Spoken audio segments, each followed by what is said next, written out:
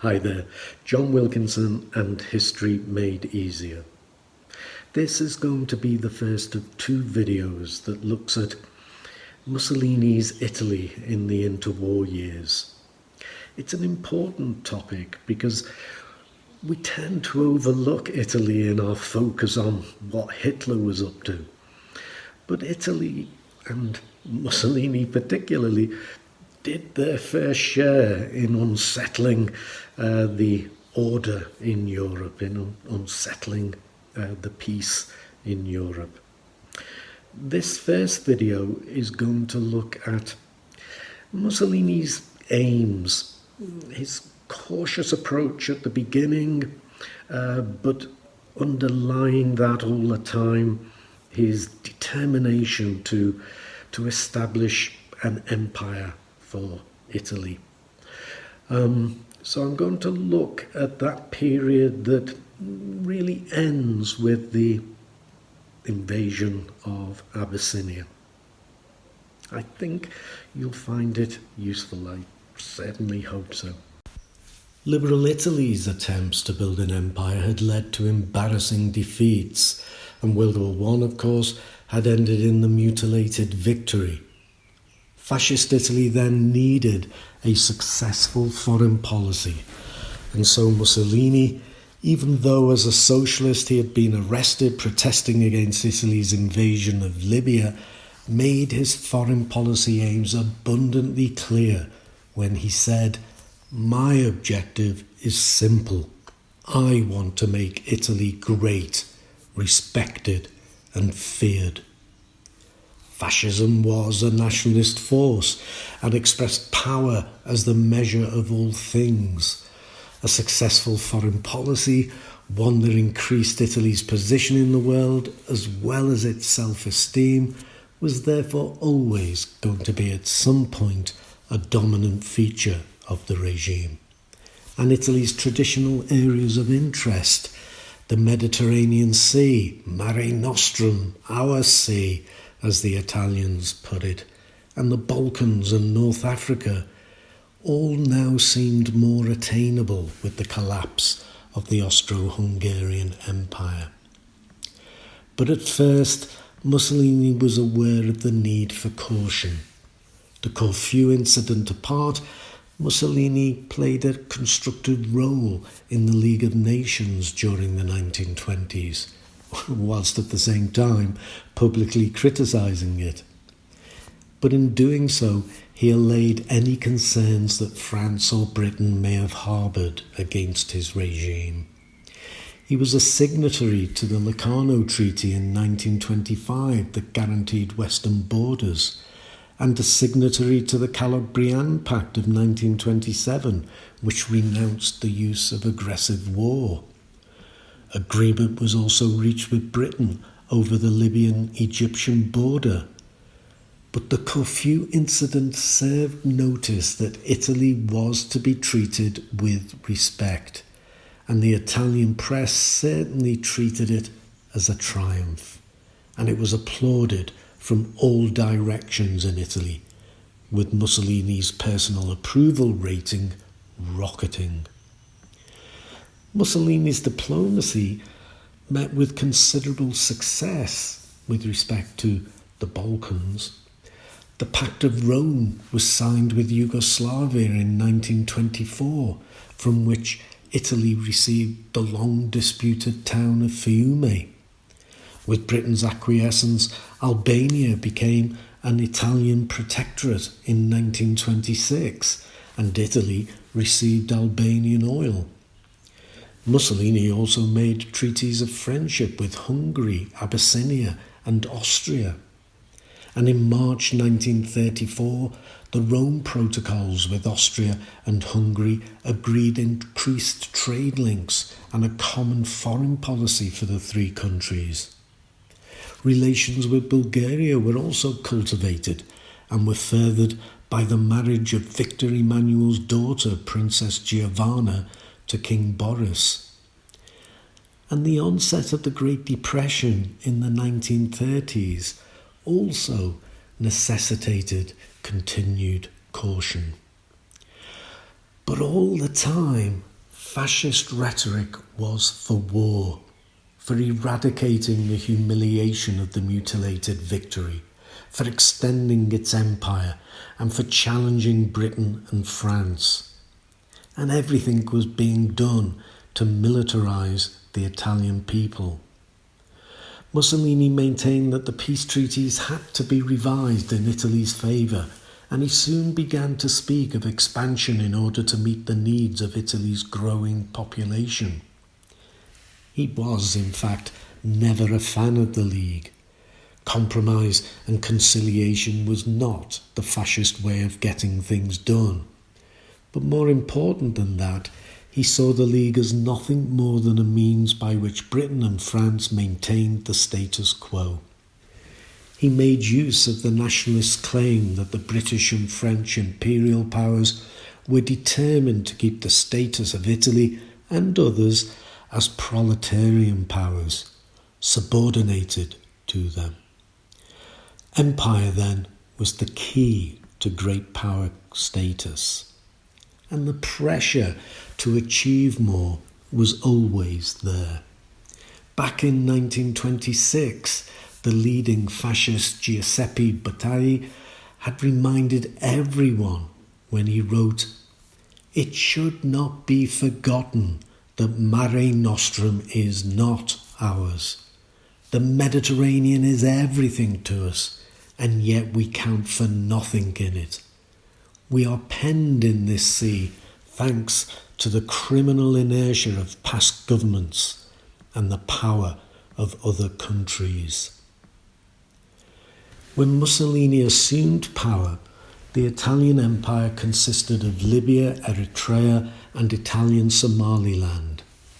The latter two colonies bordered Abyssinia, one of the few remaining independent kingdoms in Africa.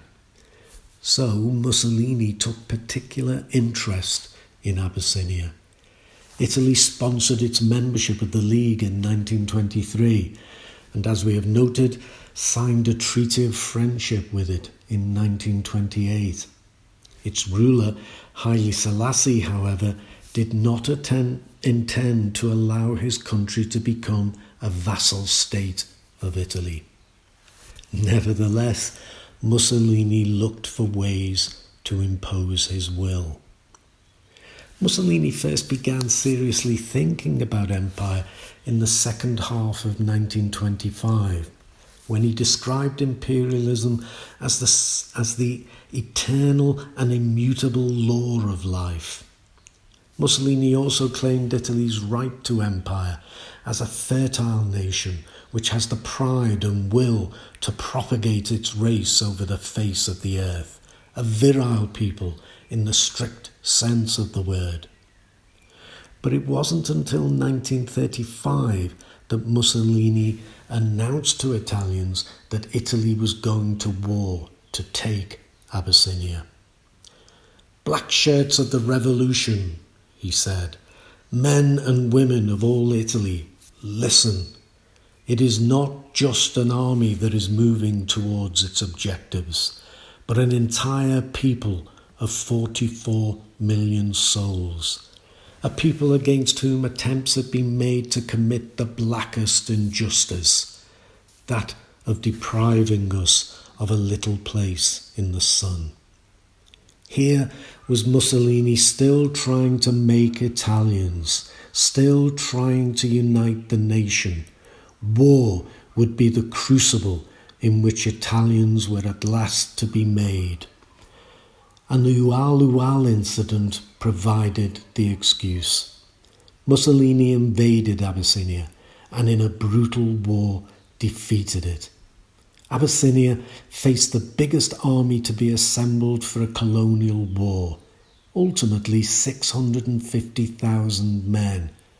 Mussolini didn't just want a victory, he wanted a crushing victory. Total air superiority was particularly decisive. Strafing and bombing, but also mustard gas, dropped in barrels or else sprayed, and also arsine shells, a form of arsenic, all used. French and British attempts to appease him only made them look weak in Mussolini's eyes. The conquest of Abyssinia was treated as a major triumph in Italy and was initially received as such. School children had been following the victories by marking them on maps displayed in their classrooms. Some even started writing to soldiers, each adopting the other as family. The church too gave its support, and a number of cardinals, archbishops and bishops gave their support publicly in the press. Prayers were also said in churches to help the Italian army in its civilizing mission. And the news of the early victories were the cause of national celebrations, notably the fall of Adwa, where Italian troops had been humiliatingly defeated in 1896. The sanctions imposed on Italy by the League of Nations only served to rally Italians, even liberal critics of the fascist regime. Britain, with its huge empire, was seen as being particularly hypocritical, though fascists preferred to interpret Britain's opposition as born out of fear that Italy, under a great leader, was again on the rise. In December 1935, in response to the League's sanctions, the government called on Italians to donate their wedding rings. And the response on the whole was very positive. Indeed, it proved to be a clever ploy, as it not only brought each donor closer to the regime, it involved the church and the royal family in the campaign. The Queen donated her ring, and a number of cardinals offered their own gold rings. Nuns, too, offered their rings. A number of senators gave their senators' medals. As an exercise to help the economy, it had little impact. As a propaganda exercise, it was a tremendous success. And when final victory came and Addis Ababa was occupied, some 30 million Italians flocked into their piazzas all over the country to celebrate. A staggering number. And in Rome, 400,000 packed into the area of the Piazza Venezia to hear Mussolini declare Abyssinia as Italian. 10 times he came onto the balcony to acknowledge the cheering. A few days later, he spoke to another huge and ecstatic crowd, telling them that the king had taken the title of emperor and asking the crowd if they would be worthy of Italy's empire. When the resounding response of yes came back, he declared it to be a sacred oath. The king was said to have wept joy and lauded Mussolini's achievement, bestowing on him Italy's highest military honour for having won the greatest colonial war in history. Italy's success was hailed as the product of Mussolini's determined leadership, its military's leadership too, and its soldiers' heroism, and also the enthusiastic backing of the Italian people. Consequently, it was thought Mussolini had indeed created a new Italy. Italians, if they hadn't already, now had to have faith and become fascists, join with Mussolini and help him continue to restore Italy as a great nation. But the war had cost Italy dear when there was little material benefit gained. The war had cost around 40 billion lira, almost a year's revenue, when in 1939 only 2% of Italy's trade was with its colonies, whilst the cost of policing its meagre empire was proving to be a drain on the Italian economy. Indeed, the empire took a quarter of all government expenditure between 1936 and 1939. What is more, few Italians migrated to the colonies. In 1935, there were only 250 Italians in Somalia, less than 8,500 in Libya at the end of 1941, and only 3,200 Italian farms had been established in Abyssinia, and this had been a major reason for invading the country. The Italian population of New York was still 10 times greater than that of Italy's colonies. And in October 1938, in a speech for the ears of his National Council only, Mussolini blamed the recent revolts in Abyssinia on the failure of the occupying Italians to act as a superior race.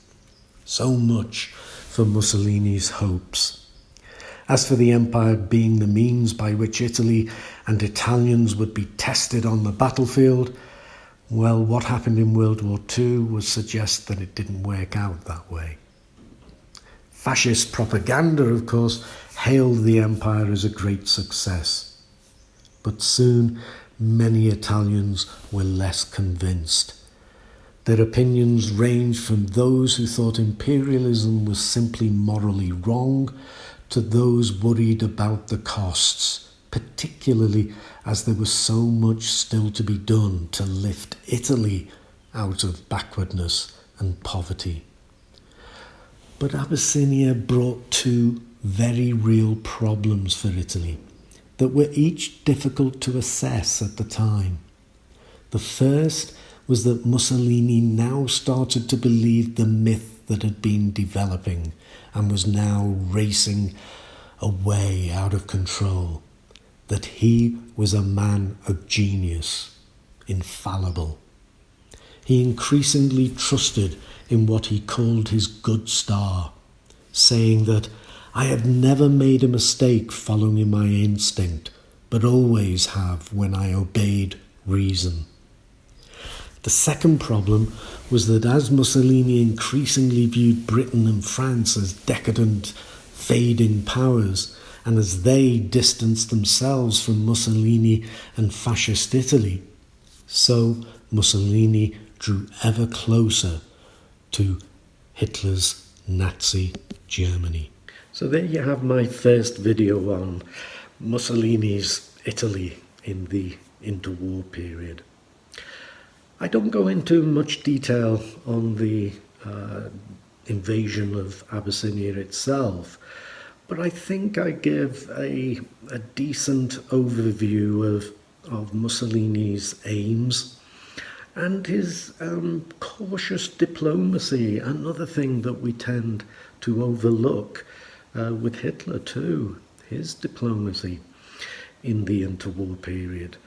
And I think I give both a good idea of the reaction in Italy to Abyssinia, as well as the fact that it didn't actually benefit Italy that much. In fact, it proved a burden to Italy, which is worth noting when we move on to look at how Italy performed in World War II. So I hope it's useful for you. I certainly hope it's useful for you. But for now, I thank you for listening. Cheers.